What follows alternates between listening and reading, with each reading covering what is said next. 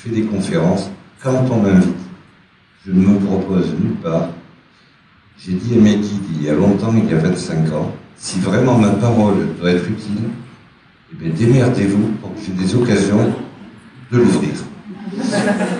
Et je reconnais que je ne sollicite personne et que régulièrement, j'ai des invitations qui tombent de France, de Belgique, de gens que je ne connais pas et qui me disent « Est-ce que vous pourriez venir ?» Je suis super content que ça fonctionne comme ça et je continuerai. La première chose que je veux vous demander, c'est déjà, ça me permettra éventuellement de raccourcir une partie, ceux qui ne me connaissent pas du tout dans la salle. Voilà, il y en a quand même qui ne me connaissent pas. Donc je vais être obligé, parce que je sais qu'il y en a qui me suivent sur Facebook, c'est plus facile, il y en a qui m'ont déjà lu. Donc pour eux, je ne rentrerai pas dans le détail de... Je veux vous parler de science et spiritualité. C'est le titre de mon dernier livre, le 9e. Je ne sais pas comment ça s'est fait, effectivement, j'ai sorti 9 livres depuis 2013. J'ai toujours été un littéraire, mais bon, j'écrivais pas des bouquins. Et donc je suis obligé de vous présenter un petit peu ce qu'a été ma vie. Je vais lancer de temps en temps des diapos, il n'y aura pas beaucoup de choses sur les diapos. Voilà, ça fonctionne. Les diapos, ce ne sera que des résumés, ou alors je vais vous parler d'hommes scientifiques, des prix Nobel. Je ne voulais pas déformer leurs propos, donc je voulais écrire sur les diapos ce qu'ils avaient dit vraiment. Alors, je suis un chercheur, je me considère comme un chercheur, autodidacte et intuitif.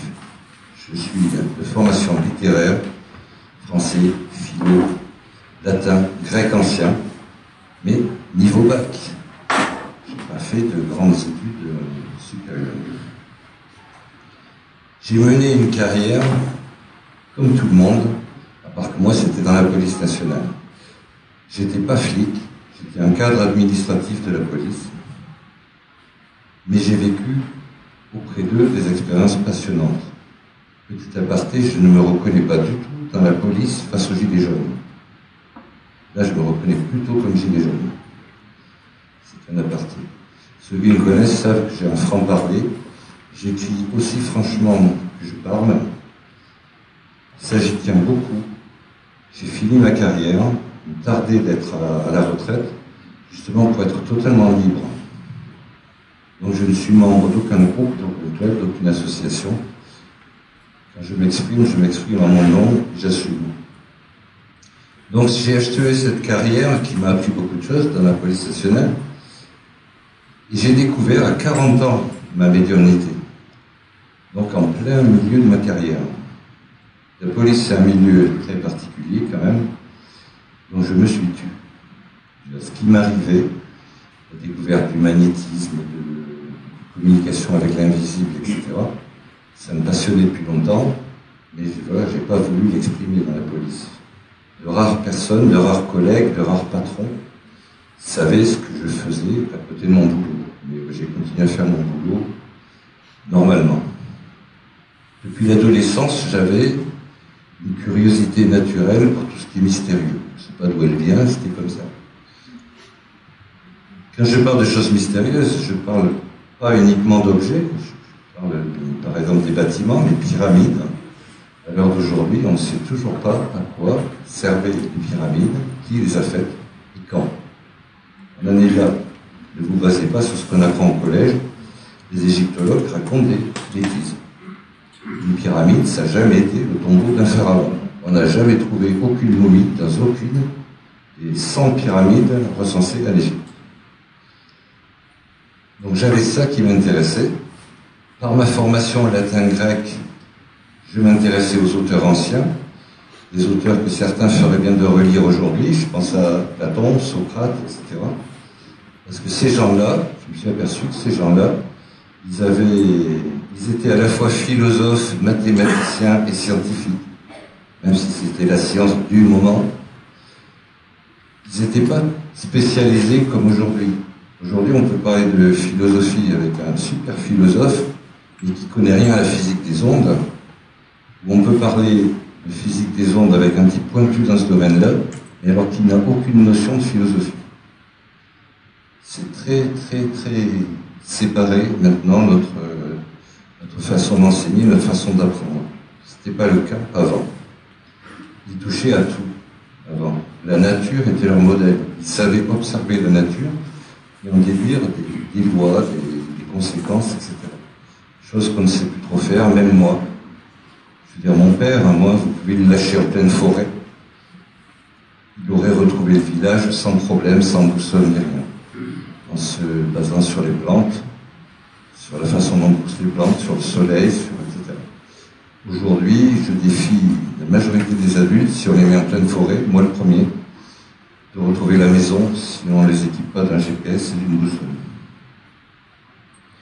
Donc voilà, tout ce qui était étrange m'intéressait. Donc j'y rajoute dessus les mythes, les légendes, les ovnis, les civilisations disparues, l'Atlantide, ça a existé, ça n'a pas existé, il y en a qui en parlent, il y en a qui disent non.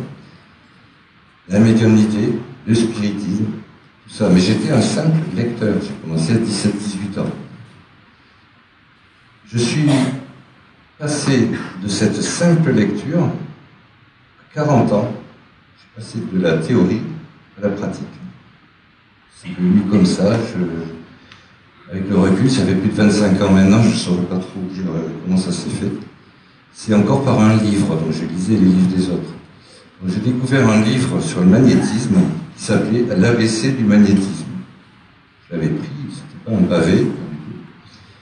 Et dans ce livre, l'auteur disait le magnétisme, on ne sait pas ce que c'est, on ne sait pas le définir, et tout le monde en a.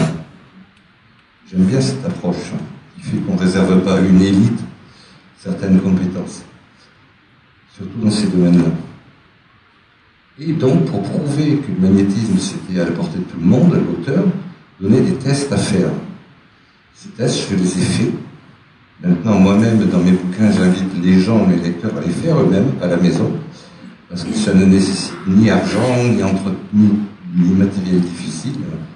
C'est simple d'essayer de momifier un bout de steak, de momifier une orange ou un citron. Et on fait ça chez soi, tranquille, à son rythme. Ça marche ou ça marche pas. Dans le bouquin, le type disait, vous momifiez, mettons, une orange, bêtement, vous pensez ce que vous voulez dans votre tête. Il ne parlait pas de prière ni rien, c'est une intention. Exprimer une intention. Il disait, vous utilisez une main, deux, celle de gauche, la droite toute seule, comme vous voulez, comme vous le sentez. Vous faites ça 5 minutes le matin sur l'orange, avec en tête, je veux qu'elle se momifie, qu'elle sèche. Tout simple. Il disait, faites ça 5 minutes le matin, faites ça 5 minutes le soir. J'ai fait tous les tests que donnait l'auteur. Moi, dans les 48 heures, c'était nickel. J'avais un bout de steak qui était comme ça, dur comme un caillou. Je pouvais garder 20 ans sur une cheminée, c'est pas bien joli. Hein. Mais je ne l'ai pas fait, donc... plus d'odeur, c'est comme un caillou, etc. Il reste comme ça. On n'a pas, j'ai cherché, on n'a pas d'explication scientifique, mais il se passe quelque chose. Je l'ai fait, parce que ce type-là disait qu'on pouvait le faire, ça a marché, donc moi aussi je mets dans mes bouquins maintenant, faites-le. Même s'il n'y en a que 8 sur 10 qui y arrivent, il faudra bien qu'un jour quelqu'un nous explique ce qui se passe. Mais il se passe quelque chose. Mais très vite, ça amuse plus, ça. Donc on se dit, voilà, j'ai quelque chose, je ne sais pas ce que c'est, mais j'ai quelque chose. Je vais m'en servir à quoi? Moi j'ai joué avec mes gamines, j'ai joué, j'étais petite encore à l'époque, avec ces trucs-là, mais bon, c'est pareil, ça amuse pas très longtemps. Et on se dit, si on a du magnétisme, on peut pouvoir le faire agir sur quelqu'un. Quelqu'un, ça a été mon épouse, il faut bien qu'il y ait quelqu'un qui souffre. Elle était près de moi, elle avait une angine qui passait pas. J'ai dit, si tu veux, je vais essayer de te magnétiser au niveau de la gorge. Je l'ai fait, et pareil, hein, comme c'est parti, ma main gauche. Pourquoi ma main gauche? J'en sais rien. À l'intuition. C'est ma part féminine, l'intuition. Je la suis depuis que je suis adolescent, je peux vous dire que je la revendique et que je l'exploite au maximum. L'intuition ne m'a jamais trompé. Faites gaffe, l'intuition, c'est ce truc-là qui vient d'un seul coup, s'impose à vous. Si vous commencez à réfléchir dessus, c'est pas bon. Il ne faut pas réfléchir. L'intuition, on la suit. Elle vous dit d'aller à gauche, tout de suite à gauche. C'est parce qu'il doit y avoir un danger à droite ou il y a quelque chose. Enfin bref, pour magnétiser, pareil, je fais à l'intuition. Une main, je ne sais pas pourquoi, la main gauche. Je la mets au-dessus de là, je ne fais pas de prière. Mais dans ma tête, à moi, je dis, je m'adresse à je ne sais même pas qui, je dis, aidez-moi à faire passer cette douleur, à calmer sa douleur, puisque le médicament n'a pas l'air d'être efficace. J'ai fait ça 5 minutes, c'était la première fois. Après, bon, chacun va à ses occupations, et le soir même, elle m'a dit, c'est bizarre, mais ce soir j'ai beaucoup moins mal. Et j'ai dit, moi c'est bizarre, parce que ce soir j'ai mal à la gorge. Bon. Ça, c'était mon premier test. Quelques jours après, parce qu'on en parle, quand vous vivez ce genre de truc, vous en parlez.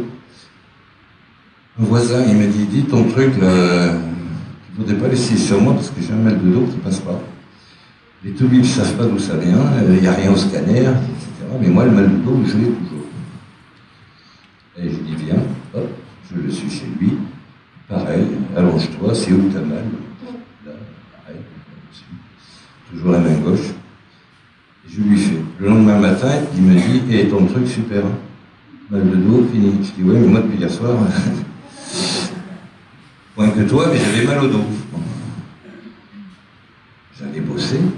J'avais 40 ans, j'étais en pleine carrière. Et j'avais, puisque je m'y intéressais déjà, j'avais repéré le nom d'un magnétiseur installé, professionnel, à Rouen. Je vais lui demander, parce que c'est bizarre ce truc-là, moi j'ai mal, j'enlève le mal et je le prends, c'est pas bon. Je lui téléphone, il ne me connaissait pas, mais il a compris tout de suite ma démarche, et puis il a rigolé, puis il m'a dit, ce qui t'arrive, c'est le truc des débutants. J'ai dit, explique. Alors il m'a dit, quand tu essayes de soulager quelqu'un, c'est gentil, etc., tu utilises ton énergie. Je ne sais pas. Il dit, si, tu utilises ton énergie. Il dit, si je fais comme toi, moi qui vois 30 personnes par jour, il dit, je vais être complètement épuisé, je vais avoir mal partout à la fin de la journée. Alors il m'a dit, ton énergie, tu en as besoin, tu la gardes pour toi, et tu utilises l'énergie qu'il y a autour de toi. L'énergie, il y en a partout dans l'univers, partout autour de toi.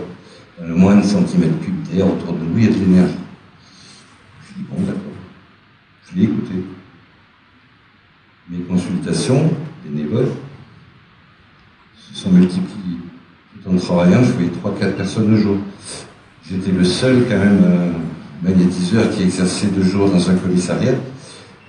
Quand ma porte était fermée, les collègues savaient que je magnétisais. Quand la porte était ouverte, je travaillais pour le police national. Ma porte était quand même plus souvent ouverte que fermée. Et j'avais prévenu mes patrons. J'avais des patrons ouverts, ils avaient accepté l'idée. Surtout que je ne me faisais pas payer. Sinon là, ça n'aurait pas marché. J'ai réalisé à ce moment-là, parce que je vous disais que je lisais depuis longtemps des livres sur tous ces sujets mystérieux, j'ai réalisé alors que je n'avais changé qu'une chose pour ne plus avoir mal, ma pensée. D'un seul coup, je magnétisais les gens pareil, avec la même main, avec la même intention, mais dans ma pensée, je disais, je prends l'énergie de l'univers pour soulager cette personne, pour enlever sa douleur, etc. Il n'y a que ça qui avait changé, une pensée. Pourquoi j'y reviens? Parce qu'aujourd'hui, on verra plus tard, c'est ce que nous disent les scientifiques du plus point de vue. Ils disent tout est illusion, sauf la conscience. C'est pour ça que moi je m'y intéresse maintenant à la science. Parce qu'ils sont en train de revenir et de dire les mêmes choses que nous disaient les anciens avant. J'ai donc commencé par découvrir le magnétisme et m'installer comme magnétiseur bénévole. J'adorais ça, j'ai adoré ça. J'ai fait ça pendant des années. Ça ne m'a rapporté rien du tout, à part de la satisfaction de l'empathie, de la gentillesse des gens et tout, de belles rencontres. Mais j'adorais ça. Soulager quelqu'un, c'était un plaisir énorme. Même si ça ne marchait pas tout le temps. Je reviens sur le petit ABC du magnétisme, où l'auteur, à la fin, disait « Si vous avez du magnétisme, vous pouvez utiliser un pendule. » Alors là, j'ai découvert le pendule. J'avais donc 40 ans. J'ai découvert le pendule, je ne savais pas ce que c'était. Enfin, je savais ce que c'était, mais je n'avais jamais vu ni possédé un. Alors, comme il expliquait les rudiments du pendule, un pendule, ça tourne complètement. Ça peut répondre par oui ou par non à vos questions. Je n'avais pas de pendule, je suis allé au sous-sol, j'ai une maison, je l'ai toujours. J'ai pris un bout de ficelle et un écran. Ça, j'avais. J'ai fait un nœud, hop. Maintenant, j'ai un pendule chez moi. J'en ai même deux. Et bon, à ceux qui me le demandent, je dis j'ai des pendules à 8,50 € livrés à la maison, en métal ordinaire. Je veux dire, je n'ai pas besoin d'un pendule ni en ébène, ni en cristal, ni en. Je cherche, mais avec le truc du micro, j'arrive plus à rentrer dans ma bouche. Mais je vais y arriver. Sans rien casser. Je n'ai pas de pendule sur moi. J'en amène un généralement quand je viens en conférence. Ça y est, je l'ai chopé. C'est pas gros. Et ici, je garde les mouchoirs. Merci. Donc depuis, voilà, j'ai acquis un pendule ordinaire, métal. Et le pendule, effectivement, il dit oui, il dit non. Donc on fait le test. Hein. On le met. Je le cite chaque fois en conférence, je fais rire les gens. J'ai déjà vu sur Internet, avant moi de commencer, des gens en vidéo qui font comme ça, qui disent « Oula, il y a de l'énergie là-dedans ». Je ne ferai pas d'autres commentaires. Moi, j'ai toujours gardé les pieds sur terre. La tête dans les étoiles, comme on dit chez Nurea, TV, les pieds sur terre. Ce qui fait que, quand je me sers de mon pendule, je vous montre, je m'assois. Depuis le début, je veux dire, je m'assois, je bloque mon coude, je casse mon poignet. Moi, le but, c'est de bouger le moins possible. Je prends mon pendule là, voilà. Je bloque comme ça. Et là, je posais des questions à mon pendule. Et là, il avait du mal à me répondre, parce que pour bouger, là, il faut... Et aux surprises, je veux dire, le oui et le non, je les ai eus très vite. Donc le oui, on vous dit, on vous dit. Alors le on vous dit, vous, si vous lisez mon prochain livre qui devrait sortir d'ici un an, vous verrez que on vous dit, enfin, ça... J'en ai déjà cassé quelques-uns, mais il faudra en casser d'autres. On vous dit que s'il tourne dans le sens des aiguilles d'une montre, c'est oui. S'il tourne dans le sens contraire, c'est non. Je ne sais pas qui a décidé ça. Moi, quand je fais des stages d'initiation au pendule, je dis, demandez à votre pendule de vous dire oui. S'il tourne dans le sens contraire des aiguilles d'une montre, c'est que pour vous, le oui, c'est ça. La convention, elle est avec le pendule, avec votre pendule. Elle n'est pas avec ce qu'a dit quelqu'un dans un stage, dans un livre. La spiritualité, c'est une recherche personnelle. Donc, ce que j'ai vécu moi, vous pouvez le vivre, c'est ce que je veux faire en partageant mes expériences. Ce que j'ai vécu, je ne suis pas une élite, je ne fais pas partie d'une élite. D'autres peuvent le vivre. Par contre, moi, j'ai bossé. Et je continue à bosser. Donc, je dis à chacun, la spiritualité, c'est pas comme la religion. Il ne suffit pas de demander par une prière qu'on me donne ça. La spiritualité, il faut bosser. Le pendule, ça fait 25 ans que je l'utilise. J'ai une vitesse d'exécution au pendule que je n'avais pas il y a 25 ans. C'est sûr. Donc voilà, j'ai fait le oui et le non, et ça marchait. Alors là, l'idée m'est venue un jour, je venais de perdre mon père 2 ans avant. Pour moi, c'était le décès le plus important que j'avais vécu dans ma famille. Et j'avais lu tellement de livres de médiums.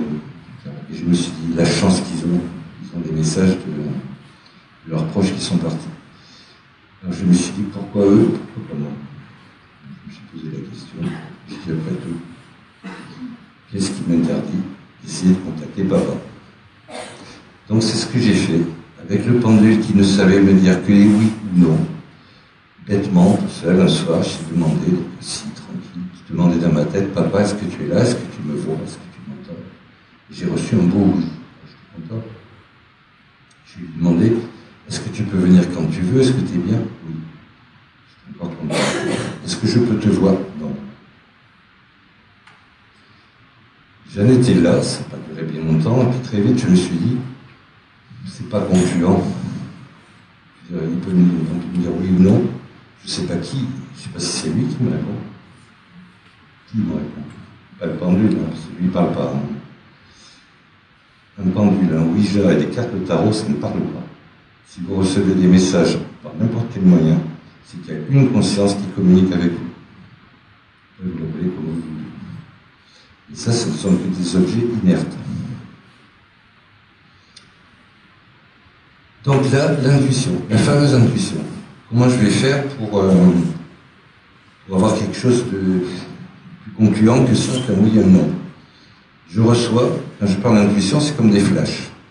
Je reçois alphabet. D'accord, alphabet, et tout de suite derrière, cercle.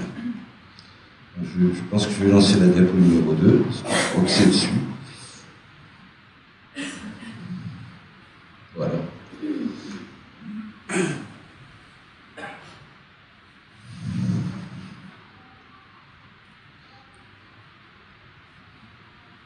Le cercle, le voilà. J'ai donc eu l'idée, suite à ces intuitions, de mettre tout bêtement les lettres de notre alphabet dans l'ordre sur un cercle de carton. Il me restait de la place, j'ai mis les chiffres. Là, je me suis dit, maintenant, je peux, si je reçois lettre après lettre, je peux recevoir un SMS. C'est ce que je dis aux jeunes qui se meurent, ton truc, pendule, machin et tout. Je dis, qu'est-ce que tu fais quand tu envoies un mot à ta copine? Tu écris lettre par lettre. Hein. Mon père était radio en Indochine, dans l'armée. Il était engagé, il était radio. Il communiquait avec les autres forces du régiment, en radio, en morse. Lettre par lettre. J'ai moi-même, il y a 30 ans, dirigé le service des transmissions de la police en Normandie. J'ai envoyé des fax, j'ai envoyé des messages radio, etc. Codés ou pas codés, mais lettre par lettre. Donc c'est un peu pareil. C'est pas parce que ça change, on passe d'une radio en morse à un fax ou à un portable avec des SMS, mais la technique est la même. Lettre par lettre, les lettres forment des mots, les mots forment des phrases. Donc une fois que j'ai eu ça, j'ai posé ça à plat devant moi. C'est petit ça, parce qu'il y en a qui m'ont dit qu'ils l'avaient fait, faire comme moi. Mais ils ont fait ça, ils ont fait un grand cercle comme ça. Et non, ça ne sert à rien. Ça va avec un pendule. Le pendule que je tiens comme ça, je veux dire, vous voyez le battement qu'il a, il fait 5-6 cm. Hein. Si vous avez un grand cercle où le A il est là-bas, ça va être difficile de vous le montrer. Quoi. Donc c'est petit. Et plus c'est petit, plus ça demande de la pratique. Parce que c'est pas venu d'un seul coup non plus, de faire la différence quand il montre une direction au lieu de tourner, de faire la différence entre le A et le B, qui sont séparés de même pas 1 centimètre, tendu par-delà, et aussi comme ça. Mais voilà. Donc au début, c'était dur. Je vous rappelle qu'il y en a un, Victor Hugo pour ne pas le citer, qui ont communiqué pendant plus de 2 ans, tous les soirs, avec l'au-delà, en utilisant une table. Victor Hugo et sa famille est rasé. Cherchez sur Internet le livre des tables. On parle beaucoup de Victor Hugo, des Misérables, mais on ne parle pas de ce livre-là, qui est un pavé, qui est magnifique. Et Victor Hugo, il a communiqué, il a fait du spiritisme, comme je fais. Il fait ça tous les soirs pendant plus de 2 ans avec sa famille, avec ses proches. Il utilisait une table, c'était plus compliqué que moi. C'est pour la table. Elle ne donne pas des lettres. Elle peut taper, le soulever, elle tape un coup, 2 coups. Donc c'était au début, le A, 1 coup, le B, 2 coups, le C, 3 coups. Je ne dis pas pour le Z, c'est 26 coups. Heureusement, Victor Hugo, il a fait comme moi je fais, et comme les gens font avec le Ouija. Quand vous avez les 3 premières lettres d'un mot, et dont vous avez reçu le premier mot, B-O-N, c'est 21 heures. Tout de suite dans votre tête, vous dites bonsoir. Si c'est ça, le pendule là se met à vous faire un oui. C'est bon, vous avez gagné 4 lettres. Les Victor Hugo, ils ont fait pareil. Avec la pratique, pas au début. Voilà comment moi, je suis arrivé à la communication avec l'au-delà. Je reconnais c'est particulier. Je ne suis pas un médium qui voit, je ne vois pas, je n'entends pas. Je reçois des SMS d'un numéro caché. Et j'ai un abonnement gratuit et illimité. C'est tout ce que je peux vous dire et ça fonctionne depuis 25 ans.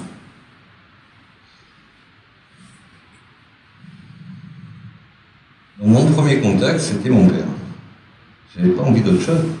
Je voulais essayer d'avoir un contact avec mon père. Donc la même question que j'avais posée avec le oui ou non, papa, est-ce que tu es là, est-ce que tu me vois sur mon toit, je l'ai reposée avec ça dans les mains. Et là, j'ai reçu 4 mots. Bonjour mon grand papa. C'est pas concluant, n'importe qui aurait pu le dire, mais pour moi c'était parlant. Pourquoi? Pour 2 choses. La dernière fois que j'ai entendu sa voix, j'étais à Rouen, il était à Toulouse, il est décédé à Toulouse, je suis arrivé trop tard. La dernière fois que j'ai entendu sa voix, c'était au téléphone. Et ses derniers mots pour moi, ça a été adieu mon grand. Adieu, ici je sais pas, à Toulouse, c'est pas obligatoirement un adieu, ça peut être un au revoir. Hein. On dit adieu, c'est pas définitif. Mais là, ça l'a été. Adieu mon grand. Ça m'avait surpris. Pourquoi? Parce que c'est la dernière fois que j'entendais sa voix, et surtout parce qu'il m'avait dit mon grand. Jamais il m'avait dit mon grand, notre vie ensemble. Je suis pas l'aîné, on est 3, je suis le second. Donc le fait qu'il me dise ça pour la première et la dernière fois, parce qu'après il n'était plus là, c'était resté. Hein. Et 2 ans après, à mon premier test, je reçois « Bonjour mon grand papa ».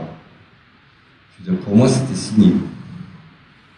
Après, le doute, on l'a tous, moi le premier, vous pouvez tous l'avoir, etc. Sur ce message-là, je ne l'ai plus. Sur les échanges que j'ai eus après avec lui, je n'ai pas non plus. Mais ça, je ne pourrais jamais le convaincre, ni vous, ni un scientifique. Là, vous prenez dans le ressenti.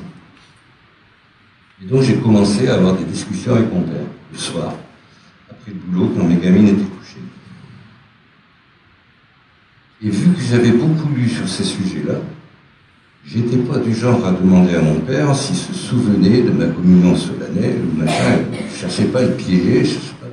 Non, moi j'étais déjà en recherche. Est-ce que c'est vrai, on nous dit que les médiums... Voilà, je suis rentré dans le vif du sujet tout de suite, sur la vie au-delà et tout. Et là, très vite, mon père, il m'a dit stop, j'ai l'air de dire, ça c'est pas trop mon truc. Et j'ai noté la phrase là, il m'a dit un jour, ce soir, je t'amène quelqu'un, écoute-le avec respect et attention, il va t'initier et t'éclairer. Voilà.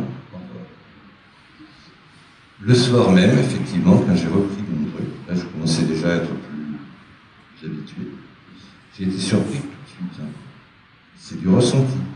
Je veux dire, il y avait une fluidité dans le pendule que je ne savais pas avec quand c'était mon père. Les lettres, il les trouvait beaucoup plus vite. Voilà, j'avais l'impression d'être quelqu'un qui avait une énergie plus puissante et qui savait utiliser l'outil. Ce quelqu'un, 25 ans après, je suis toujours avec lui. Ceux qui me suivent sur Internet, qui m'ont lu, savent, il s'appelle Gilles, il s'est présenté comme ça avec moi. Donc, je dis mon guide pour faire comme tout le monde, quoi. Je dis, bon, je ne vais pas dire mon nom, je dis mon guide parce que tout le monde dit, tiens, j'ai un guide. Effectivement, c'est pas un de mes défunts. Je ne sais rien de lui. Par contre, c'est un pote, c'est un frère aîné, c'est un nouveau papa. Il m'a appris énormément de choses et ça continue.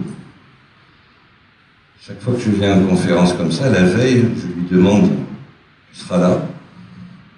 Chaque fois, il répond, mais c'est comme dans un éclat de rire, nous serons là.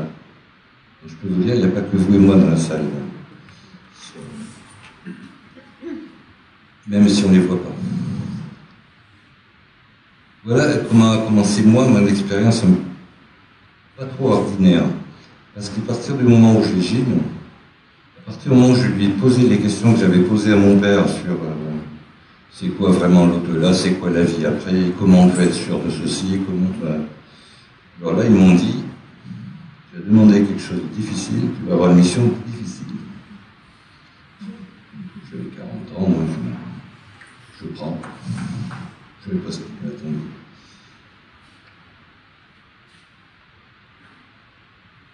J'ai commencé à recevoir des messages auxquels ma formation littéraire ne m'avait pas préparé du tout. Ils ont commencé à m'envoyer des messages à caractère scientifique, avec des maths, en me disant même que je devrais m'intéresser de près à la trigonométrie. Je peux vous dire que moi, avec ma formation grec ancien, machin et tout, non. Ils m'ont demandé de m'intéresser, de travailler sur la physique des ondes. c'est pareil, hein, physique, je crois que la dernière année de physique, c'était 1 heure en première. Ça n'avait pas dû voler bien haut. Tout ça c'était du chinois pour moi. Mais ça fait rien. Il me disait note. Même si tu ne comprends pas, note. Donc pendant 18 mois, j'ai noté des messages difficiles, auxquels je comprenais souvent rien, que je travaille encore aujourd'hui, 25 ans après. Il y en a certains où j'ai bien avancé, il y en a d'autres où je cherche encore.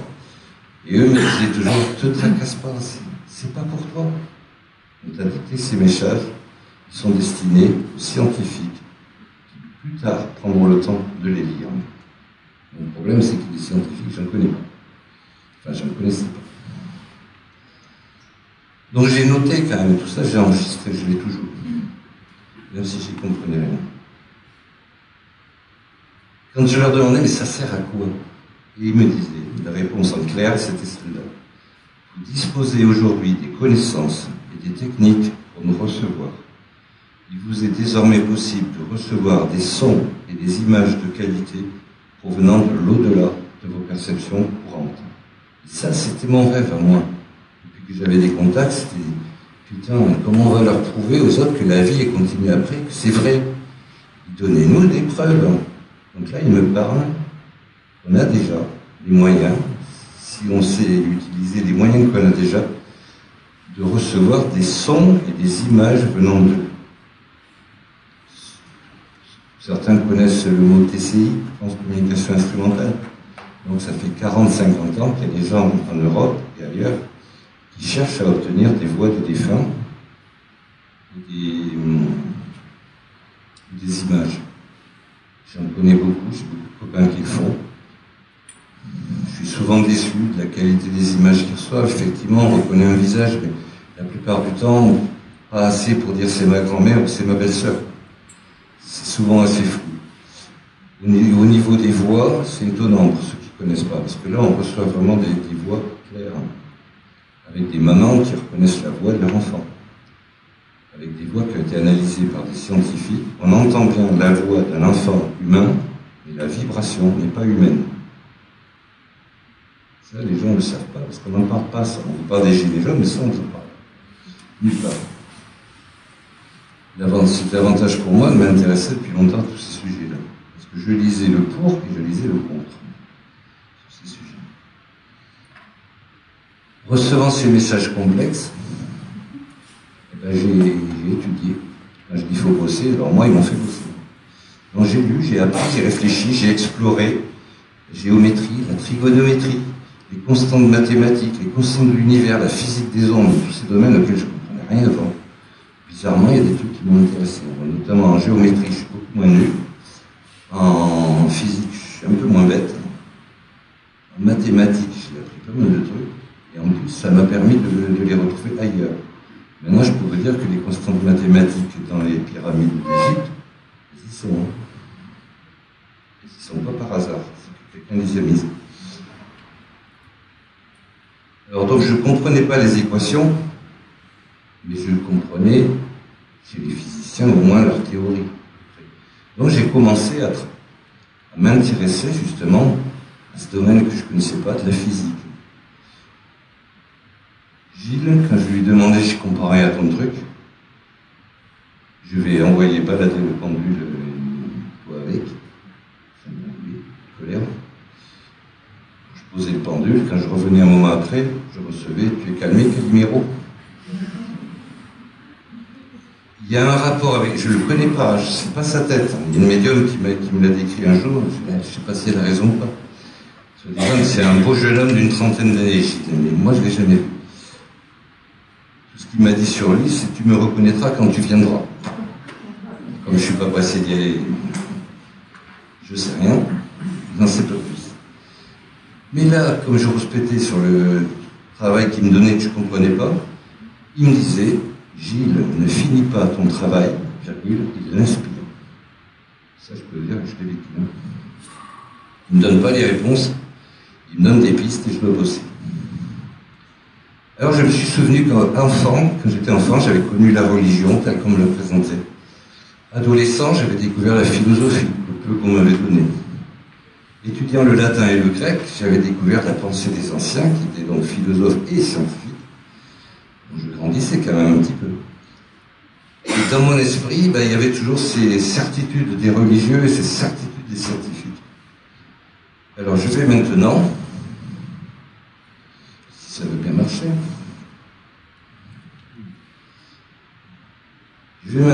on va évoquer ces certitudes. Parce que moi, comme vous, au collège, on m'a appris des trucs, et on m'a dit c'est comme ça, que c'est pas autrement. On m'a appris ça déjà au catéchisme, ça c'était le côté religieux, quand j'ai fait ma communion. On m'a appris ça à l'école primaire, au collège, au lycée et en fac. C'est comme ça, tu dois l'apprendre par cœur. Alors pour les matheux, je ne suis pas matheux, mais ça ne doit pas être mieux. Parce qu'ils apprennent les formules par cœur, alors qu'il y a peut-être un génie parmi eux qui pourrait arriver au même résultat en passant par ailleurs. Mais on ne leur laisse même pas la possibilité, c'est comme ça qu'il faut faire. Donc voilà, premier livre, on pourrait expliquer ce que je viens de vous dire, que j'avais vécu. J'ai sorti en 2013, 20 ans après, parce que moi j'ai vécu ça en 93. Mais j'étais dans la police nationale. Et donc j'ai sorti le nom de Cambois, qui n'existe pas. J'habite un village qui s'appelle Quincampoix. Je m'appelle Bonne Maison. Et il y a un mec qui m'avait dit, on ne fait de Bonne Maison qu'en bois. J'ai retenu. Mais je me suis toujours dit quelque part, c'est vis-à-vis de la police. Hein. Je ne voulais pas, parce que j'avais quand même un poste à responsabilité. Je faisais des réunions à la préfecture, chez le procureur, etc. Je ne voulais pas, ça ne servait à rien. Parce que quand j'ai sorti ce premier livre quand même, je veux dire, j'ai essayé d'en parler un petit peu autour de moi. Et donc il y a un journaliste, ici c'est le Dauphiné Libérès, c'est ça, le journal. Bon, chez nous c'est Paris-Normandie. Donc il y a un journaliste qui m'a contacté, et puis ça m'intéressait pour faire connaître mon livre. Donc je lui donne mon vrai nom, il vient chez moi. Et je le reçois chez moi. Il est resté un moment. Et tout de suite je lui ai dit, attention, je travaille dans la police. Je ne veux pas mélanger les trucs, c'est pour ça que j'ai pris un pseudonyme. Mais ne vous inquiétez pas. 3 jours après, en page 2, ma photo en grand, Christian Bonnemaison, policier, parle avec les morts. Et en petit, quelque part, il y avait, en bas de page, il y avait quand même un peu mon livre. Voilà. Bon, c'était foutu, ça va, personne m'a... Vous ne pouvez pas me virer pour ça, hein? D'accord. Donc on m'a formé, comme vous, avec les certitudes des scientifiques. Alors revenons donc à ces certitudes. Je vous rappelle que les plus grands savants disaient à un moment, plus lourd que l'air ne volera jamais. Heureusement qu'ils ont pas vu les Airbus et qu'ils ne les ont pas pesés surtout. Voilà. Alors évoquons donc ces certitudes. Alors faites attention, les phrases que vous allez lire maintenant ne viennent que de grands scientifiques. Hein. Et je veux vous montrer que ça leur arrive de dire de sacrées conneries. Celle-là de Thomas Edison. Je vous laisse lire. C'est bien lisible, même.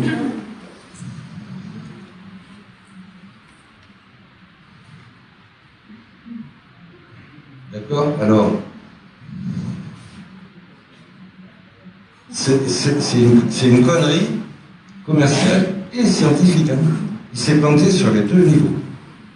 Parce que lui, il défendait le courant continu, et un certain Tesla défendait le courant alternatif. C'est lui qui a gagné, du point de vue commercial, et en piquant l'idée de Tesla, quand même. C'est l'idée de Tesla qui est partie, et en fin de compte, heureusement qu'on a ça dans le monde entier, parce qu'il n'y a rien qui fonctionnerait. Thomas Edison, quand même. D'accord? J'aime bien la prochaine aussi. C'est un prix Nobel de physique. C'est un prix Nobel de physique qui parle.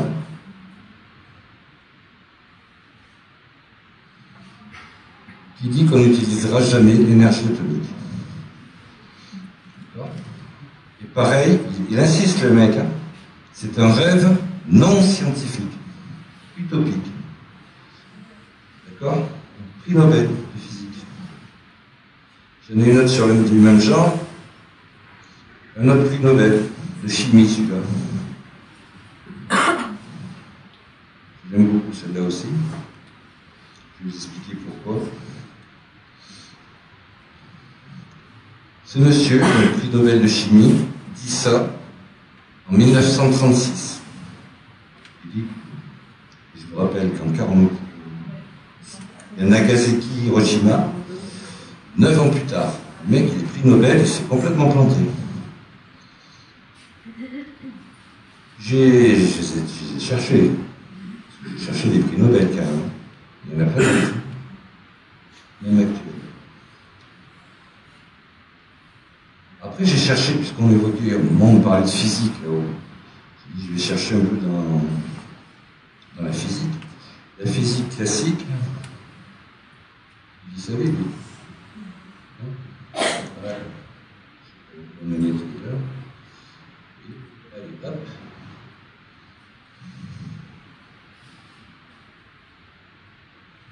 Alors celui-là, j'ai pas mis son nom, parce que celui-là, tout le monde le connaît.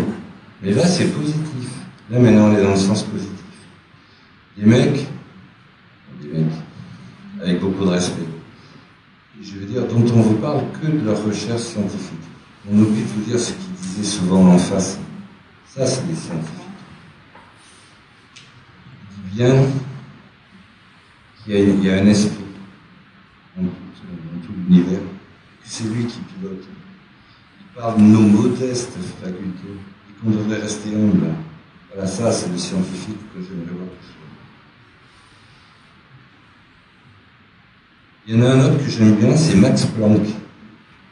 Alors Max Planck, c'est pareil. Il est connu, prix Nobel.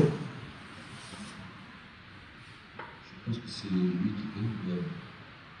Alors, lisez son truc. Alors, il a dit ça à la fin de sa carrière, je crois que c'est en 1947. Peu de temps avant de mourir. À la fin de sa carrière.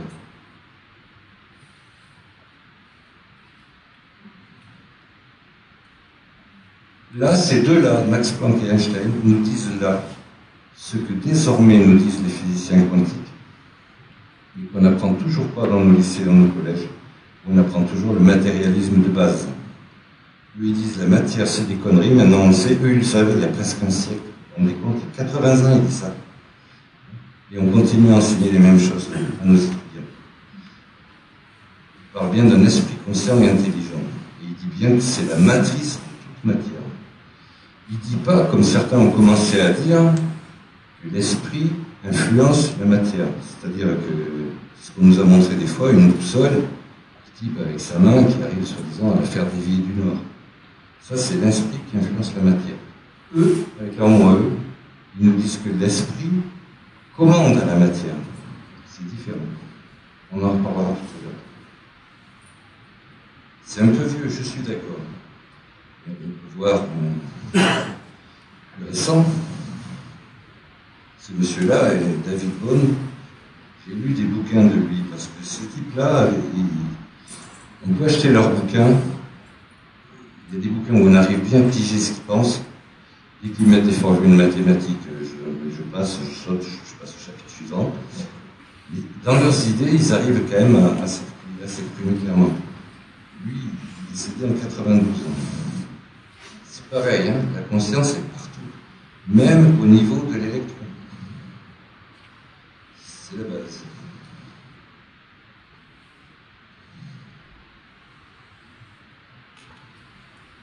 Plus ça va, plus ils s'avancent dans ce qu'ils disent. Ici, là, c'est encore mieux. Les fameuses particules dont on nous parle depuis 100 ans, lui dit elles ne sont pas réelles.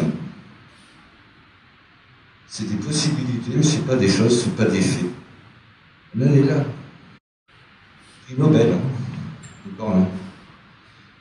Je mets l'autre aussi dessous, également prix Nobel en 1963. L'ultime réalité, c'est la conscience. Je suis d'accord avec vous. Quand je tape, c'est dur. Je ne veux pas dire que la table n'est pas là. Mais essayez de trouver sur le net une ou deux conférences en français de Nassim Haramein. Il vous expliquera qu'en réalité, bon, il y a 1% de matière, 99% de vide. Il vous expliquera pourquoi votre main ne peut pas traverser la table. Il les explique de manière très simple. alors que je veux dire, la main peut rentrer, mettons, dans l'eau d'une baignoire. Il vous explique ça uniquement par il y a plus ou moins de vide. Donc ça passe par les trous, c'est comme si le grillage est plus ou moins gros, c'est-à-dire le gros grillage empêche la poule de passer, mais le moineau peut passer. Et il explique ça comme ça, cette histoire de densité de vide, qui explique l'apparente solidité de la matière. On a du mal à le comprendre. Pourquoi? Parce que vos outils, comme les miens, les yeux et les oreilles, perçoivent que des ondes. On revient aux ondes. On m'a demandé d'exploiter, de fouiller. Alors, le cerveau, qui est tellement important pour les matérialistes, j'ai appris, je ne savais pas. Je suis allé voir les scientifiques, puisqu'on parlait d'eux. Donc ils expliquent que nos yeux captent des ondes électromagnétiques. Nos oreilles aussi. Les unes, c'est des ondes visuelles, les autres, c'est des ondes sonores. Mais c'est des ondes électromagnétiques. Ils les envoient au cerveau. Et le cerveau, il ne les comprend pas. Le cerveau ne comprend que des impulsions électriques. Ça pourrait vous rappeler quelque chose. Une impulsion électrique, c'est où le courant passe, ou le courant ne passe pas. C'est 1 ou 0. C'est oui ou non. On revient au pendule au début. Et là, je dis le pendule, là, au début, il est con. Le truc électrique, c'est ouvert, ça passe ou ça passe pas. Il n'y a pas d'intelligence. Un ordinateur, c'est ça qu'il fait. Il a l'air intelligent, il est beaucoup plus abruti qu'un ordinateur. Il sait que faire des zéros et des 1. Et c'est ce que fait notre cerveau. Comme il comprend que le 0, le 1, on a des neurones qui convertissent ce qu'envoient les yeux et ce qu'envoient les oreilles, parce qu'ils ne le comprennent pas, ils le convertissent en impulsion électrique. Là, il comprend. Et là, d'un seul coup, il vous dit ce que vous venez de voir, ce que vous venez d'entendre. Et là, une dernière chose que je vous rappelle, votre cerveau, il est dans une boîte noire, complètement étanche. Donc, vous avez une idée de la réalité qui vous est donnée par quelque chose qui n'en a aucune idée. Complètement à l'écart. C'est ça, votre cerveau, c'est ça, notre vue, expliquée par les scientifiques, hein, pas par moi. C'est ce que j'ai bien aimé chez Gilles, c'est qu'il m'a dit, ne dis pas, fais-leur dire. On va voir ce qu'ils disent.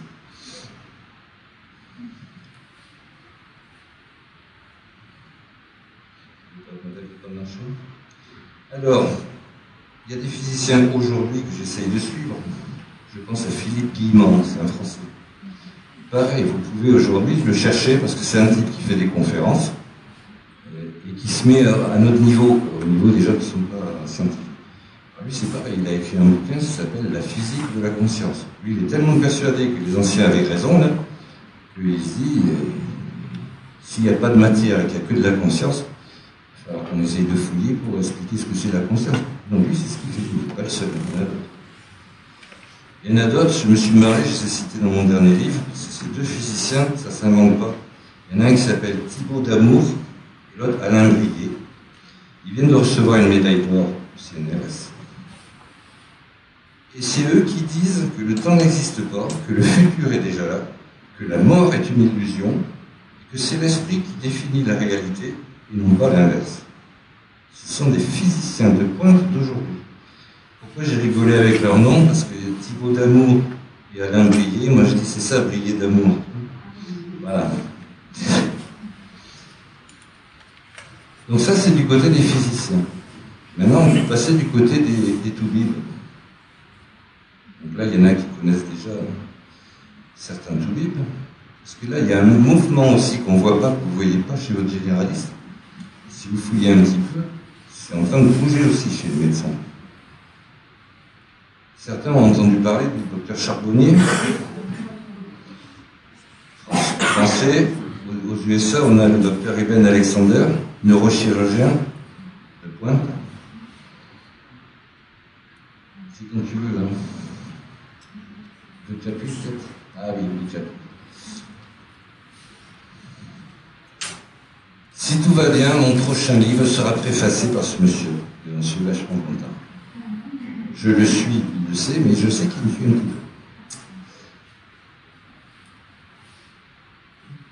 peu. Donc, Eben Alexander, Raymond Moody, c'est celui par qui tout est un peu venu, les États-Unis, sur la vie après la mort, les expériences de mort imminente, etc.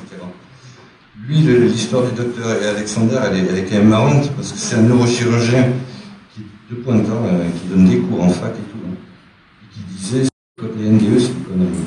L'expérience de mort imminente, c'est des conneries, c'est des hallucinations provoquées par le cerveau. Il n'y croyait pas du tout. Et là-haut, ils se sont débrouillés pour en faire vivre une sacrée. Où il a même découvert qu'il avait une sœur qui était morte avant lui, qu'il n'avait jamais connue, parce que ses parents ne lui avaient pas dit. Et il l'a découvert, il l'a rencontré. Et depuis qu'il a vécu ça à NDE et qu'il en est revenu, alors ça, il a changé complètement de camp.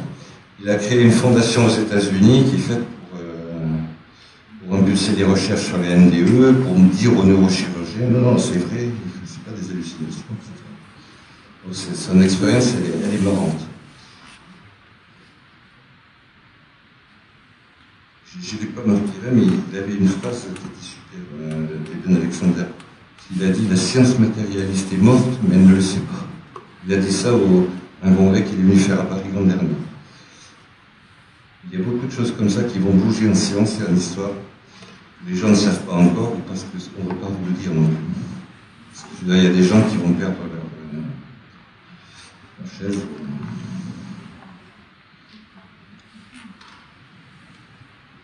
Alors moi, ça m'a permis de voir qu'en science et spiritualité, pourquoi ça m'intéressait, parce qu'il y a peut-être des points communs et des connexions possibles.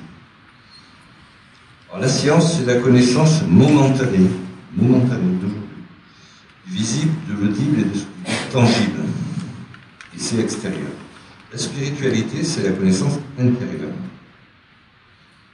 Elle est invisible, elle est permanente et accessible à tout le monde. C'est aussi un art de vivre. Quand je me penche sur les mots de René Descartes, si vous avez des bahus, vous avez, je pense donc je suis. Tout le monde disait, à partir de là, on est cartésien en France. Je crois qu'ils n'ont rien compris à Descartes. Parce que quand il dit « je pense donc je suis », il met la pensée avant l'être. Donc il met la conscience avant la matière. Donc lui avait déjà compris. Je crois qu'on lui a fait escompter. L'être physique ne serait qu'un effet de l'être spirituel. Et c'est ce que nos guides, c'est pas que nous disent depuis des décennies. L'au-delà s'est exprimé auprès de plein de médiums. Alors, j'ai retrouvé, grâce à un copain, j'ai retrouvé un livre que j'avais acheté il y a 40 ans, où il y avait des mots. Elle a reçu les messages d'un guide. Moi, c'est Gilles, elle, le sien s'appelait Seth. S-E-T-H. Je l'avais lu ce bouquin, je l'avais oublié. Et là, je suis retombé dessus. Je suis retombé dessus.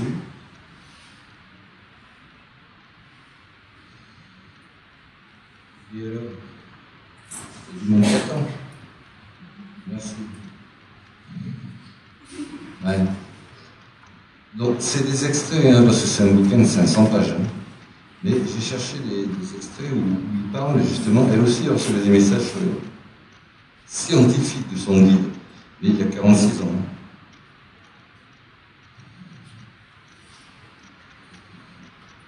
Et lui, il dit bien, vous êtes, vous, moi, nous sommes les créateurs de nos existences. Tant qu'on n'acceptera pas cette idée-là, on essaiera de la mettre sur un dieu, sur le hasard, sur le destin, etc. On n'avancera pas. Il est clair et net, hein. Il n'y a pas de réalité autre que celle qui est créée par la conscience. Bien, la conscience, elle seule, crée la forme. Il renvoie aux anciens. Les savants font l'expérience de ce que les philosophes savaient depuis des siècles. Nous, on savait que l'esprit peut influencer la matière. Voilà, il leur reste la découverte que l'esprit crée une forme de matière. Je sais que c'est pas facile même moi, c'est difficile à avaler tout ça. Mais ça mérite d'être réfléchi quand même. Donc ça, c'est un guide qui le dit à un médium. Dessous, j'ai repris des paroles de physiciens. Ils disent avec d'autres mots un peu la même chose. Hein. Le temps, l'espace et la matière ne sont que des illusions. La matière n'est que de l'énergie en mouvement perpétuel. Et il rappelle, l'énergie ne meurt jamais. Donc c'est une façon de dire qu'il n'y a pas de mort.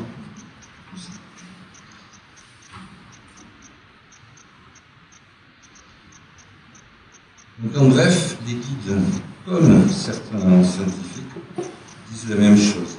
Mais souvent, par contre, on utilise des mots différents. Alors,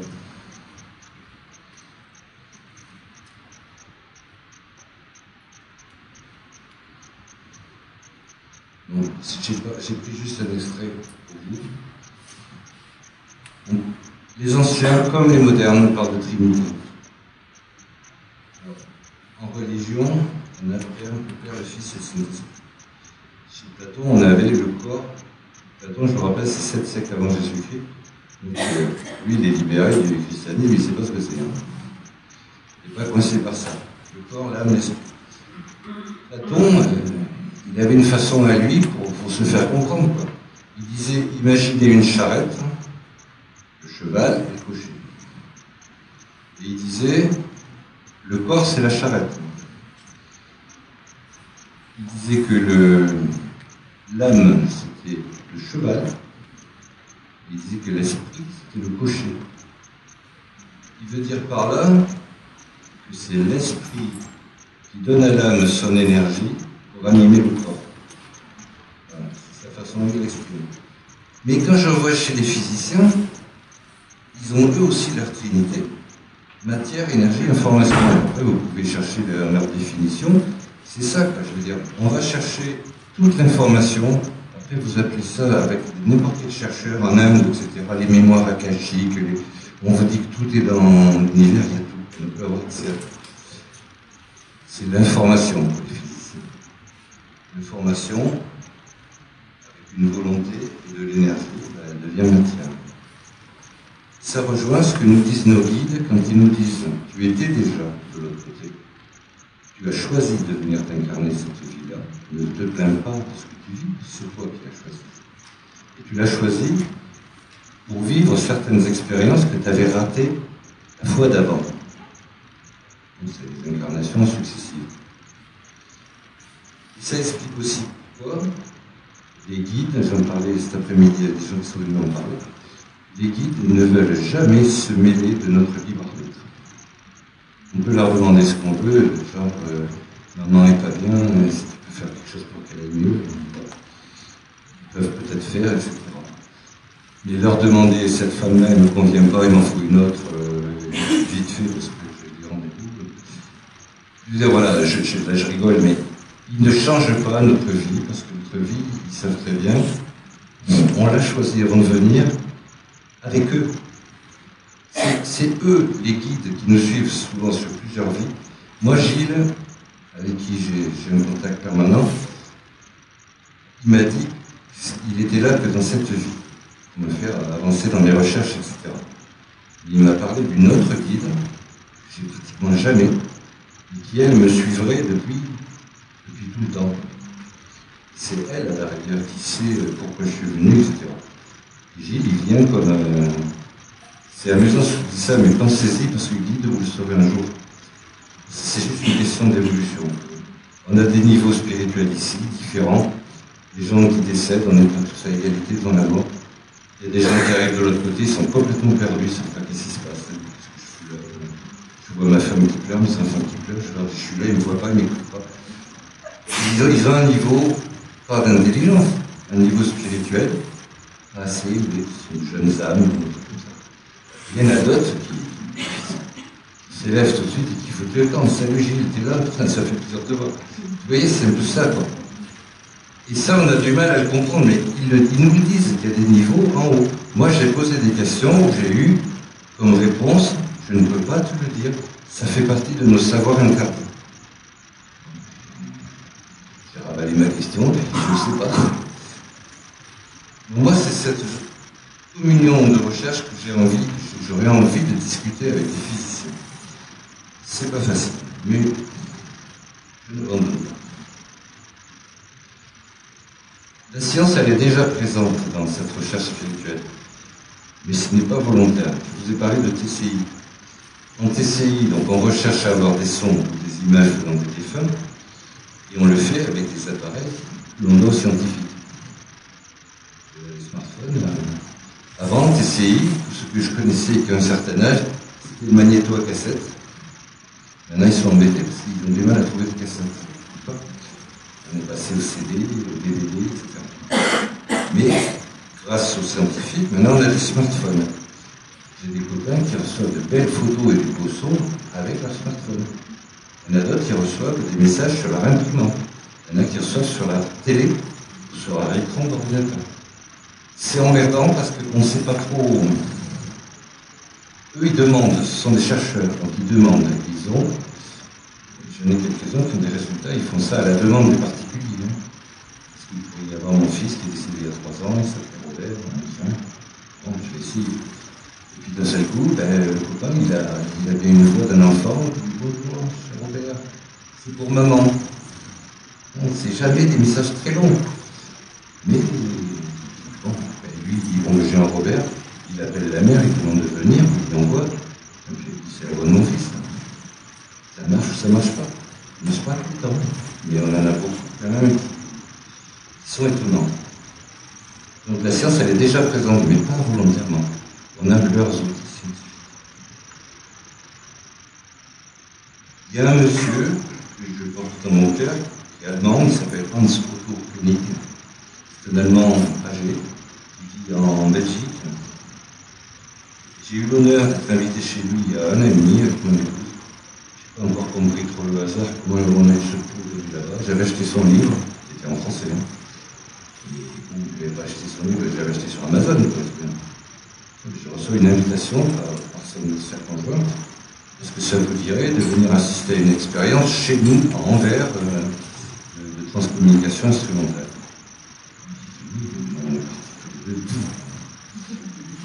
Alors on a vécu ça.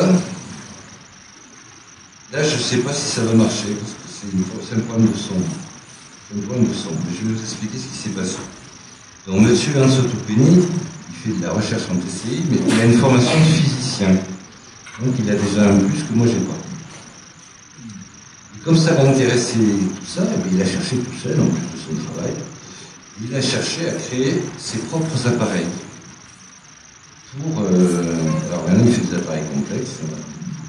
Et là, de temps en temps, une fois par an, c'est-à-dire le cours qu'on a eu, il fait venir une dizaine de personnes maximum, on est tous avec lui et sa femme, chez lui. Et il nous dit, voilà mes appareils, je crois que les ici, je sais pas. Voilà, monsieur Hans Koenig, c'est lui. Voilà ces appareils. D'ailleurs, ça c'est marrant, j'ai pris ces 2 photos juste avant qu'on commence. J'ai pris celle-là. Je lui ai dit, Hans, t'as vu? Parce que ça, on ne le voit pas à l'œil. Hein. Je lui ai dit, t'as vu ça? Il me dit, c'est marrant, ouais. J'en reprends une autre, c'était comme ça. On était 10. Les 8 autres ont essayé de prendre des photos, et il n'y en a pas un qui a des rayons.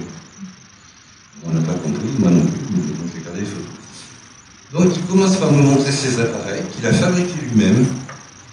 Je dis, c'est complexe, il enregistre, je ne sais pas ce qu'il y a dedans. Hein.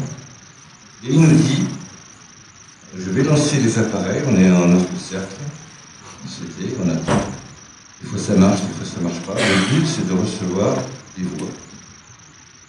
Comme si la personne qui parle, elle était avec nous, on ne la verra pas. On entendra.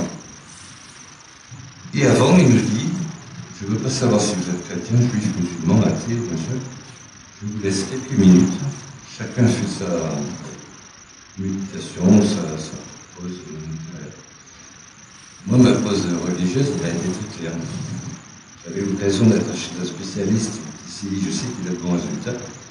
Moi, elle était courte, mon truc. C'est Gilles, envoie-moi un cours. C'est resté là. Et donc, chacun a fini son truc, on peut y aller, on peut y aller. Il branche ses appareils, on se dit, pas de casque. C'est pas comme la TCI où on a pu vous faire écouter, qu'il faut écouter à la 3e fois, dans un souffle, on entend vaguement maman. Non. Personne n'est équipé, on est comme vous êtes là. On est tous en demi-cercle. Il y avait 5 Français, 3 Allemands, 2 Belges. Donc vous voyez la chance qu'on avait d'être là. 5 Français sur 66 millions, 3 Allemands sur 50 millions. Bon. on était content quand même si on ne savait pas le résultat. Il a ces appareils, j'avais en face de moi un autre, tu connais peut-être un oscilloscope. Donc il y a une barre comme ça, un point lumineux, ça ne bouge pas. Et d'un seul coup, dès qu'il y a des sons, ça se met à il y en avait un rouge, un bleu. Bon, ça ne bougeait pas, je regardais ça en face, il fallait bien regarder quelque chose. Et d'un seul coup, on entend des trucs graves, aigus, etc. Ça se mélange, ça veut rien dire. Et on voit les appareils qui s'activent et tout. Et d'un seul coup, une voix nette, en allemand, je ne vais pas vous la faire, je vous la fais en français, qui nous dit « Bonjour, nous établissons le contact avec Anso Tokeni et Maria Wouters, sa femme. » Bonjour monsieur, il n'est pas là, non? Bon. On attend, personne ne bouge. Hein. La même voix qui dit toujours en allemand, ça y est, le contact est établi avec Anso Tokeni.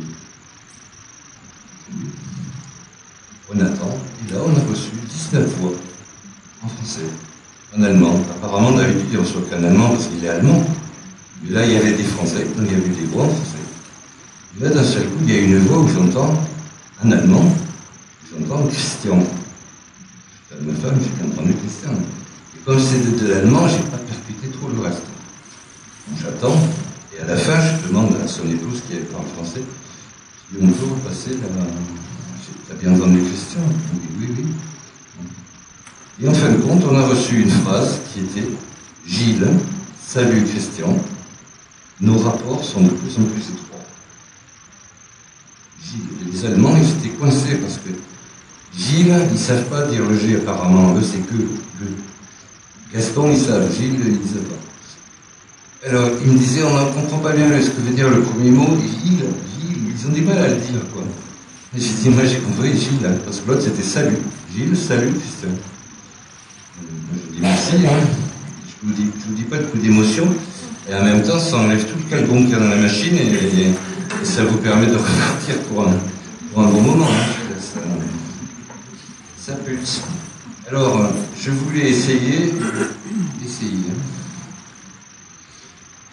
Je la retrouve. Il y a quelqu'un là.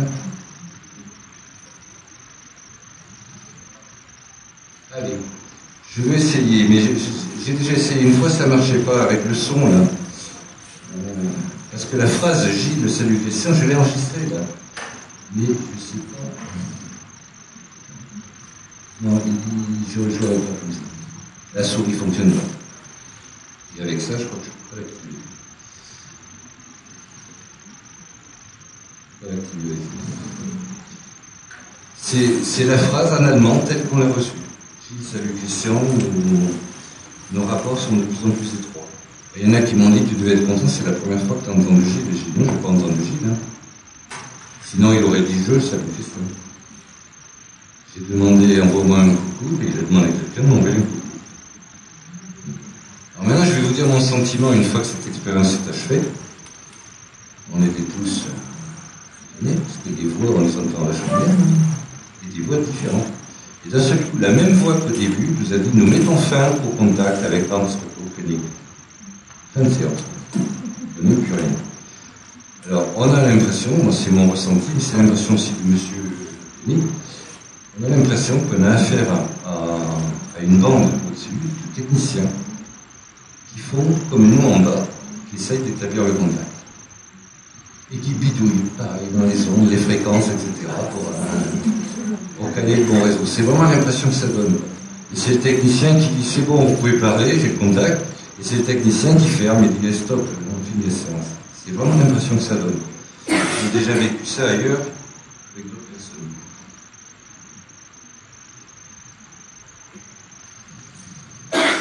Alors quand je vois ce que fait Anso Tokeni, quand je vois ce que obtiennent certains de mes amis comme Marc Monlahuc en matière de photos et de son, je me dis que si les physiciens, je ne parle pas des grands comptes, mais déjà les techniciens, les spécialistes des ondes, s'ils acceptaient de discuter avec des gens comme moi, comme lui et d'autres, et de mettre tout sur la table, je veux dire, on pourrait peut-être déjà avancer au moins dans ce domaine-là, parce que là on est bien dans le domaine des ondes où on reçoit des choses, on reçoit des images et on reçoit des sons, des phrases. J'ai entendu des phrases hyper émouvante, venant d'une fillette, c'est sa maman qui voulait communiquer avec, où la fillette répondait de l'au-delà en direct aux questions de sa maman. C'est Marc qui a obtenu ça. C'est-à-dire, elle était là avec Marc. Qu'est-ce que vous voulez dire à votre fille? Je sais que tu me manques. Et lui, il recevait tout de suite sur la cassette, il disait, pas pleurer, maman. Chaque fois que la maman disait quelque chose, il y avait une réponse de la petite, avec la voix de la petite. Ça ne trompe pas une maman, quand même. Et qui répondait, ça ne répondait pas au hasard, ça correspondait. On dirait que ça répondait. Je veux dire, des trucs comme ça, ça vaudrait le coup de s'y intéresser de manière. Donc, moi, je suis persuadé qu'on peut avancer, mais il faut qu'il y ait cette envie de communiquer, il faut qu'elle soit des deux côtés. Moi, je l'ai. Le physicien, il faut qu'il l'ait. Quand je dis que je ne connais pas de physicien, j'ai rencontré un physicien qui s'est déplacé, un physicien de haut niveau, qui s'est déplacé avec un copain, un collègue de haut niveau aussi, à la maison. Parce que j'avais publié 2 formules mathématiques. Il m'a contacté et il m'a demandé comment tu as trouvé ça, ça fait 15 ans que je cherche et que j'ai pas trouvé. Alors lui, il est un spécialiste. C'est l'inventeur d'un système holographique en France. Je suis gentil avec lui parce que je ne donne pas son nom, vous allez savoir après pourquoi. Donc il pensait que j'étais un scientifique. Donc il a mis partout sur son forum, il y avait des scientifiques, il faut que je fasse le déplacement, il faut que j'aille voir Christian pour comprendre comment il a pu trouver ça. Donc j'ai dit, viens. Il est venu chez nous, on les a reçus comme des amis, ma femme avait mis des bouchées doubles, etc. Et très vite, moi j'ai pas menti, je lui ai parlé comme je parle à vous. Donc il a compris très vite que je n'étais pas scientifique. Il m'a dit, avec quoi tu travailles? J'ai montré ma calculatrice du collège, que j'ai toujours, modèle TX92, elle se vendait à Carrefour. Elle n'a que 8 chiffres après la virgule, et elle n'a pas de fonction scientifique de base, que de toute façon je ne sais pas utiliser. Alors, il m'a dit, avec ça? Et donc il a vite compris, il m'a demandé autre chose, j'ai dit, attends, j'en ai peut-être une autre qui t'intéresse, une autre formule mathématique. Je suis dit, oui, ça m'intéresse aussi, ça. Il me dit, mais comment tu l'as? Alors moi j'ai expliqué, j'ai dit, écoute, c'est Gilles. Je ne peux pas le faire venir, mais j'ai expliqué ce qui m'arrivait depuis quelques temps, et que c'était pas du tout mon domaine, et que j'étais littéraire, que je ne comprenais rien. Bon, il a pris, il est parti. Il est reparti, il était parisien. 3-4 jours après, sur son forum, avec les scientifiques, il a publié qu'il était venu à Rouen, qu'il avait rencontré Christian. Christian, c'était un gourou de 3e zone, qui prétendait soulager des gens qui souffrent, etc. Bon, je suis d'accord. Et puis, moi, j'ai continué à le suivre quand même. 6 mois après, j'ai vu qu'il avait fait 2 publications à l'Académie des sciences, dans lesquelles il donnait ces formules mathématiques qu'il avait piquées chez moi. Moi, j'avais piqué... on me les avait données, hein. Ouais. Et qu'il annonçait comme étant le résultat de ses recherches et de son ordinateur. Ça a été mon premier contact avec les vrais scientifiques. Ça m'a un peu refroidi. Beaucoup plus tard, j'ai reçu un message je suis originaire de Toulouse, j'ai reçu un message d'un monsieur que je ne connaissais pas, et qui me dit, j'ai lu votre dernier livre, Science et Spiritualité, je me parle ce soir. Il me dit, il y a des choses qui m'intéressent, et je ne le connaissais pas. Et j'ai dit, ça vous intéresse pourquoi? Et il me dit, je suis chercheur au CNRS, à Toulouse. À Toulouse, ça m'a parlé, ça. Je dis, pour une fois, un chercheur. On peut se parler, donc j'ai fait mon numéro de téléphone. Et moi, je lui explique, moi, je ne suis pas scientifique. Et j'aimerais justement avoir des gens comme vous, s'ils peuvent m'aider. Il me dit, mais moi, je vais déjà vous aider. Il me dit, en cherchant, déjà à faire les probabilités sur ce que vous sortez, le nombre de chances que vous aviez scientifiquement de le trouver. Et puis, il l'a fait, à ce qu'il paraît que j'avais 3 chances sur 3 millions de dollars. Donc, pour lui, c'est sûr, c'est pas du hasard. Il y a quelque chose. Mais quand je vous dis que le monde est petit quand même, c'est qu'un jour il m'appelle, et il me dit, j'ai encore l'émotion là, il me dit, dit Christian, parce que moi j'ai 66 ans bientôt, lui il a 65 ans plus tard, il approche la retraite. Il me dit Christian, je t'appelle parce que j'ai perdu mon fils. Et peu de temps après, quand on venait de faire connaissance un peu, et j'ai dit, c'est-à-dire, donc un fils d'une trentaine d'années, accident en montagne dans les Pyrénées. Et il me dit, c'est ça qui me... Il me dit, si je tiens, c'est grâce à toi.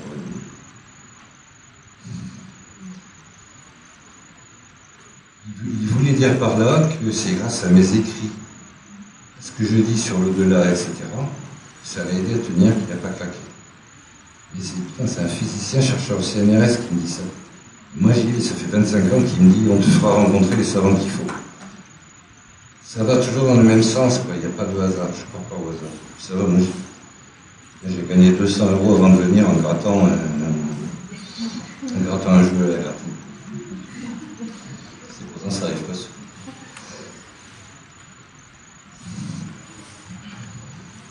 Donc de temps en temps, ils ont le chic, quand vous avez des moments de doute, car j'ai des moments de doute moi aussi, ils ont le chic pour faire vivre une expérience qui vous secoue, qui vous remet à flot. J'ai eu une confirmation récente de tout ce que je viens de vous dire. Elle est récente. Hein. Ça s'affiche comme ça, ça. Voilà. Donc c'est un ami que certains connaissent, Guy Verdun, président de l'association Les Signes, qui est médium lui-même, qui m'a dit, t'as vu ce qu'ils ont publié? Alors ça date de cet été. Je vous ai parlé de M. Planck, prix Nobel, ben, on a notre satellite européen, il s'appelle Planck. Et il vient de livrer ses derniers résultats. Les résultats sont vachement parlants. L'univers est composé, je cherche où c'est le reste, où c'est marqué, enfin le résultat quand vous enlevez tout. La matière que vous connaissez, que je connais, que nous dit c'est ça notre univers, elle représente 4,9% de l'univers. Tout le reste nous est totalement inconnu. C'est une masse inconnue, c'est une énergie inconnue. C'est eux qui le disent, hein, plus grands scientifiques et plus eux. Matière noire invisible, non détectée, et 68% d'énergie noire dont la nature est énigmatique. Donc nos scientifiques matérialistes qui nous disent de quoi le monde est fait, ça fait 200 ans qu'ils étudient 4,9% de l'univers. Je pense l'avoir compris. Quand je parlais d'humilité, il faudrait vraiment y revenir. Je ne citerai pas Coluche qui disait quand on n'a rien à dire, il vaut mieux fermer ça. Mais je le pense très fort. Ouais, quand 95% de l'univers échappe à notre totale compréhension et perception, l'humilité s'impose, on devrait du moins s'imposer à ceux qui prétendent savoir. C'est pour ça que je disais à certains copains, moi on peut m'envoyer un... Il n'est pas fou, en fin de compte, c'est vachement structuré son truc. Il m'oblige à m'intéresser à la physique, etc. Parce que s'il faut faire un débat un jour, même à la télé ou à la radio, même avec un physicien de pointe, il aura du mal à me déstabiliser. Moi, par contre, je le déstabiliserai peut-être. Par rapport à ses certitudes.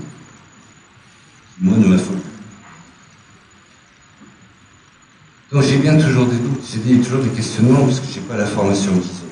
J'ai toujours de l'espérance. Je fouille depuis des années un domaine qui m'échappe, auquel je n'ai pas été formé. Mes informations m'arrivent d'un monde où la majorité des gens ne croient pas, les gens ne croient pas, il y en a même certains qui réfléchissent totalement sur l'existence. Et s'il m'arrive de traverser parfois, de moins en moins souvent, des moments de doute, il y a quand même des événements de ma vie personnelle qui m'invitent à l'espérance. Et parmi ces moments, effectivement, ça a commencé quand même très tôt. Gilles, ma rencontre avec Gilles, 93, le début de mes recherches. Mais j'ai rencontré, à la fin des années 90, un type que je lisais, qui écrit beaucoup de livres, Guy Claude Mouni, qui a écrit beaucoup de livres intéressants, mais pas reconnus par la science. Ce type-là, bon, comme ça m'intéressait ce qu'il écrivait, j'ai demandé à le rencontrer. Il m'a dit venez. J'étais sur Paris, Rouen, c'est 1h30.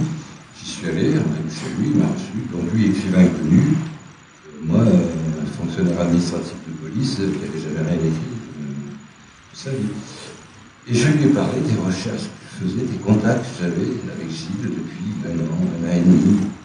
Je lui disais, ça m'a fait faire des maths, ça m'a fait faire des trucs, etc. Montrer, il m'a écouté, etc. Et ce type-là m'a fait une surprise, une belle surprise. Il m'a cité dans 4 de ses livres, mais sans me le dire avant. Donc d'un seul coup, à la maison, je recevais un livre et il me disait, cher Christian, comme vous êtes cité page 18 et page 73, je vous offre mon livre, etc. 4 livres. Je me suis dit, ce type-là, s'il me cite, c'est qu'il juge qu'il y a quelque chose d'intéressant quand même. Donc ça m'a motivé à continuer. Vous voyez, c'est des petits coups de pouce, quoi. Ce physicien reconnu qui vient en 2002 à la maison, qui me pique les données, etc. Ben oui, mais tant pis. Grâce à lui, j'ai appris beaucoup de choses sur la physique. Grâce à lui, il ne sait pas, mais je sais qu'il a été viré, il est à la retraite. Le chercheur discret du CNRS qui m'a dit « Je vais essayer de t'aider, mais discrètement, sauf de ne pas avoir des ennuis. » On en est encore là. Hein. Un physicien qui dit qu'il s'intéresse aux ovnis, ou pire, un mec comme moi qui parle avec les morts. Donc ils le font, et aux surprises, ce chercheur de Toulouse m'a dit qu'il n'était pas tout seul. C'était un groupe. Je ne suis pas pressé, mais comme je dis à Gilles des fois, je vieillis quand même. Dans cette vie-là, je vieillis. Si je dois vraiment avoir quelque chose de positif, j'aimerais bien l'avoir dans cette vie, quoi. Parce que je veux bien encore continuer 25 ans, mais ça va faire l'épaisseur des lunettes, ça va être difficile. Mais bon, j'ai remarqué que j'avais de plus en plus d'amis, de potes, parmi les autres chercheurs alternatifs.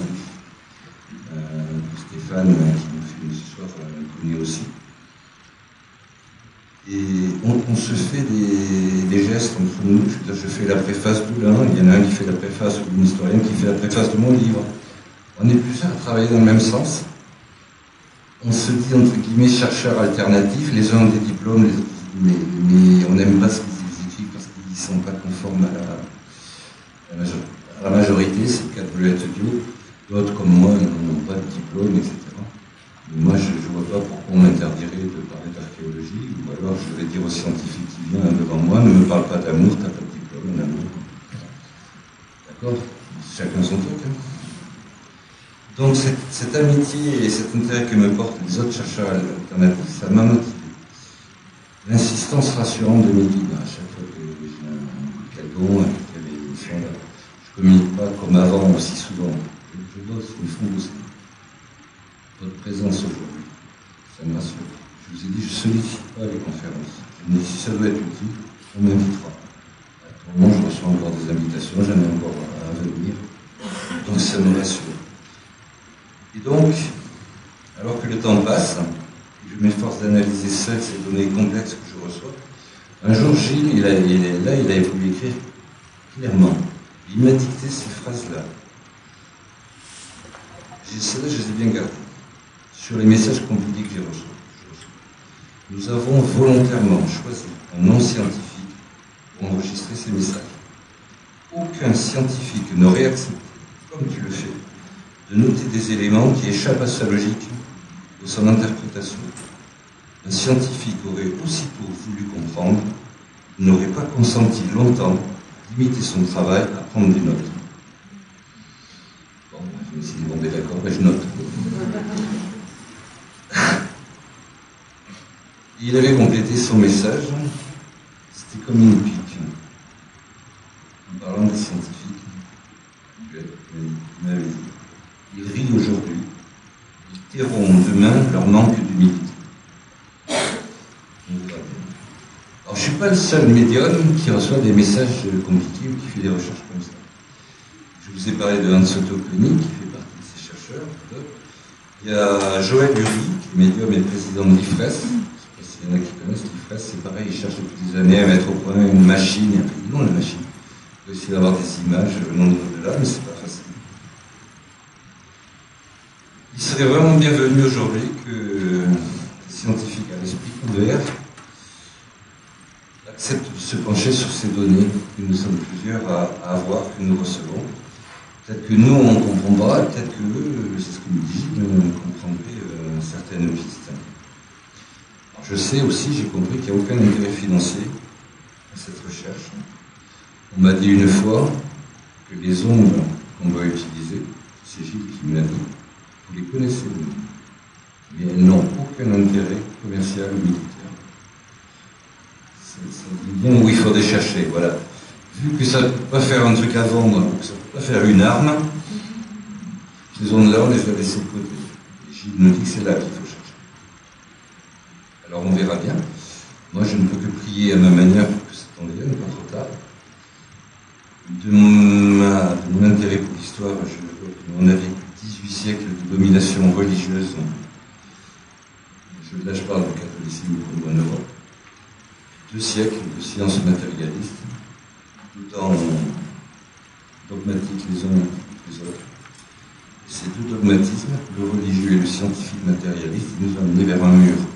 C'est pas le médium qui parle, c'est l'observateur de ce qui se passe. On est un paquet dans le monde, médium ou non, à dire qu'on va dans le mur. Ce système va s'effondrer. Apparemment, il n'y a que nos dirigeants qui veulent pas le comprendre. Donc pour moi, l'heure, elle est peut-être venue d'une alliance entre une science plus ouverte, plus humble, et une spiritualité plus naturelle et laïque, surtout laïque. Je voudrais terminer avec une citation de Victor Hugo. J'aime bien Victor Hugo, j'ai une formation littéraire, j'aime bien ce qu'il a écrit. Moi, j'ai découvert avec plaisir le livre des tables dont je parlais, je ne connaissais pas non plus celui qu'il avait eu. Hein? Attends, il ne veut pas venir, c'est pénible. Hein? Alors, notre ami Victor, j'ai trouvé cette phrase chez lui, qui va avec le thème de cette conférence, avec le sujet de cette conférence.